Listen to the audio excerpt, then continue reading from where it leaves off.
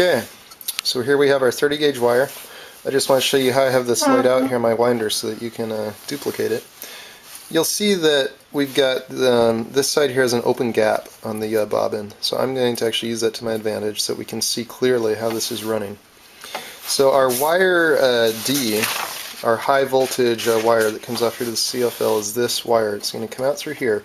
I'm running it over to here and I'm temporarily twisting it onto this lead down here. That's just to hold it secure as I begin to wind.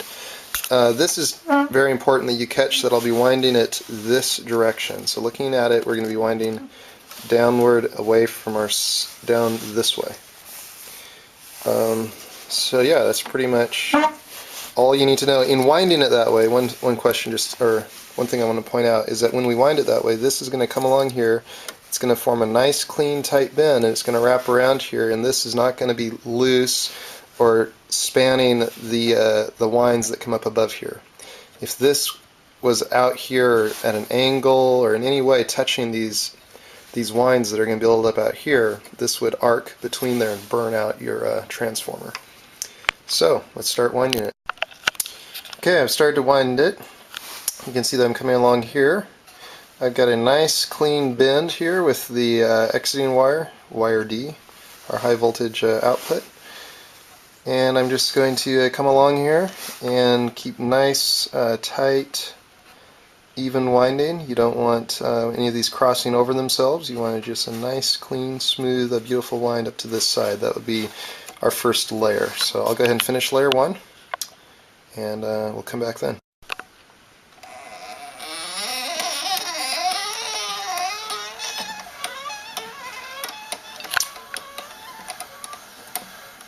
Just doing a little video here so you can see the winding process.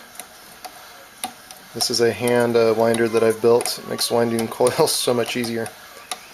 So anyway, you can just see that we're wrapping along here, layer 1. So when I get here to the end, we'll start back over on layer 2. I'm not using any separator between the layers. I know that's something people have had a question about, but just layer on layer. So I'll start here again on layer 2. Okay. Now we're coming back across with layer 2. You can see that there.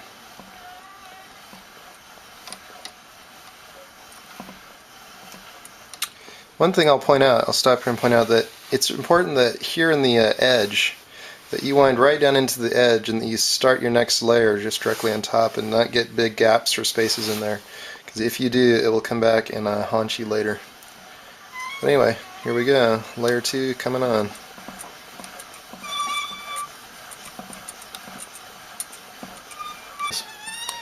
So what I'm going to do, let me just stop here and say, because this is the same process every layer, so we'll come back later when this is basically done.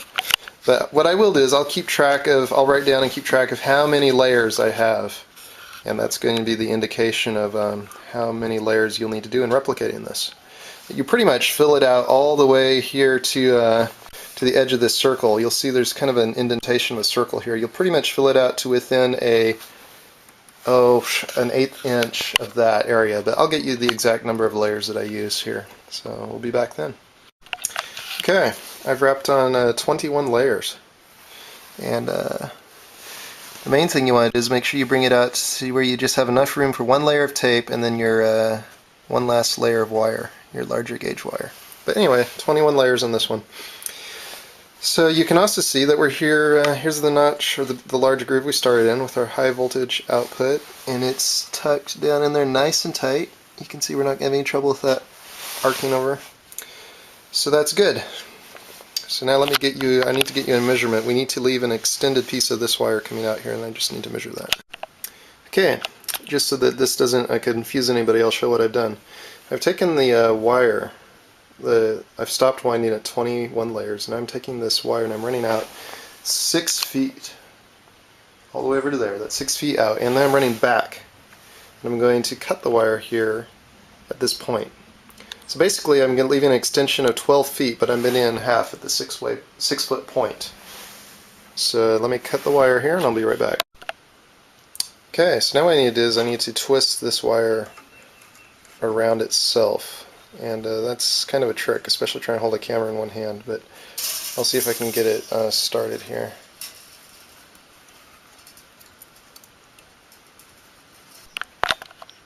Okay, so I've taken it and I've started to twist it here, and what I've done is I've started the twisting, I've brought it out, and I've wrapped it around this lead, and that's just so that I can continue to twist it.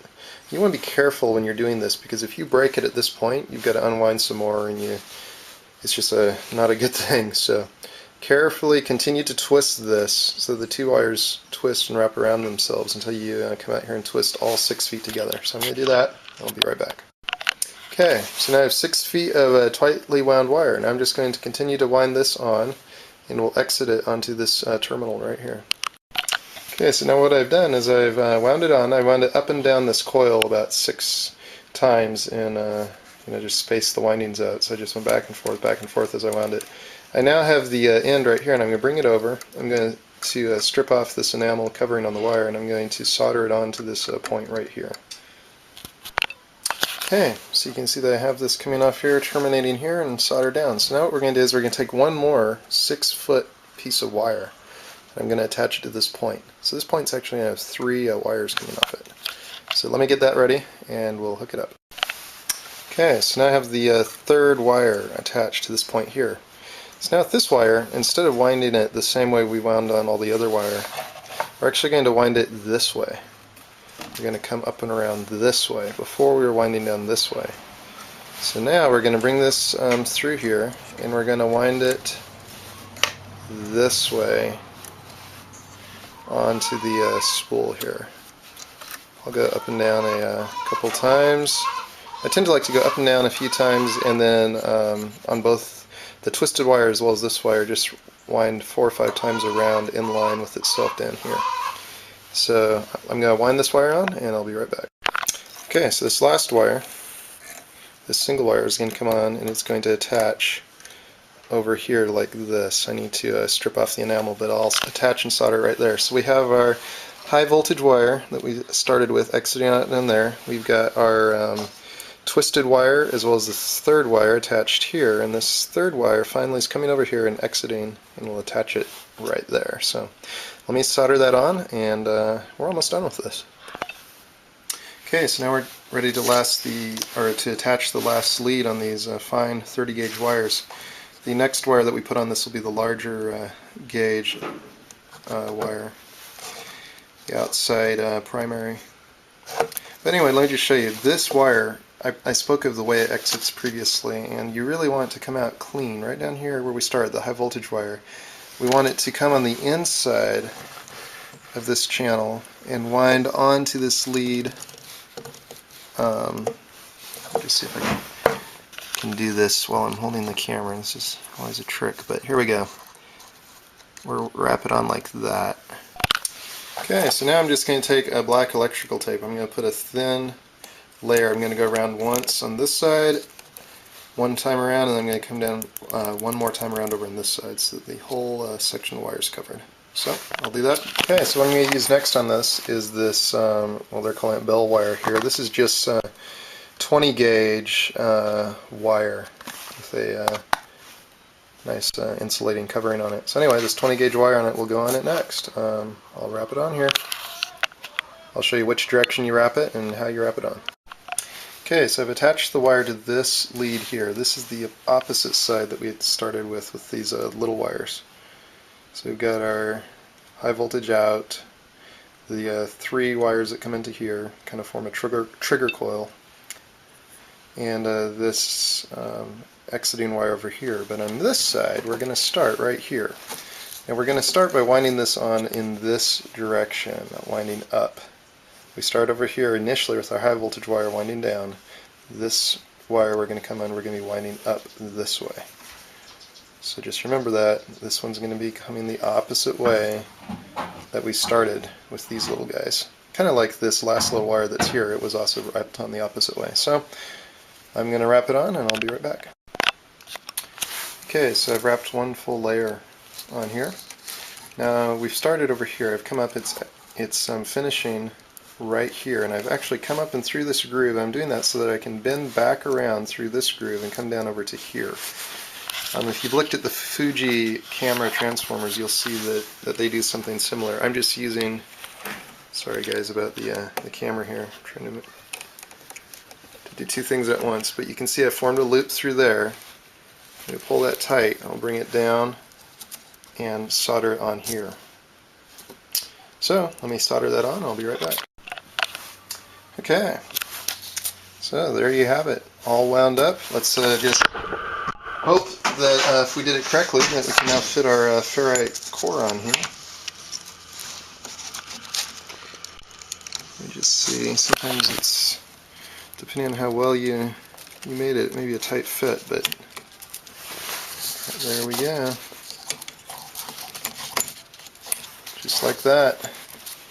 So that's it, folks. Sorry it took so long in getting the video out to everybody, but hopefully that's helpful in winding your own Fuji circuit or Fuji camera style transformer for Joule Ringer or whatever else you want to experiment with. So let's all keep experimenting. This is fun stuff. Okay, so here's our finished transformer that we wound, and it is running. It works just fine. It's running this CFL here. You can hear it clicking away there. We have no external power into this circuit. This is just running off this one electrolytic capacitor here. We have a biflare wound coil here, and my transistor here, and the pot here. It's exactly the same as my original schematic, except for these germanium diodes. I put a pot right there to control it. So there it is, folks. You can follow these instructions. You can wind your own transformer cores and quit using the little Fuji camera transformers, and experiment with Joule Ringers and all kinds of other stuff, Joule Thieves and all that good stuff. So I'm going to just crank the pot here on this a little bit.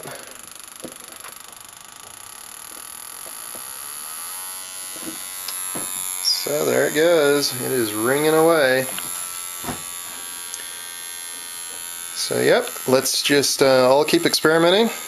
Hopefully this video is helpful for those who are trying to wind their own transformers, and let's just keep on experimenting. This is fun stuff.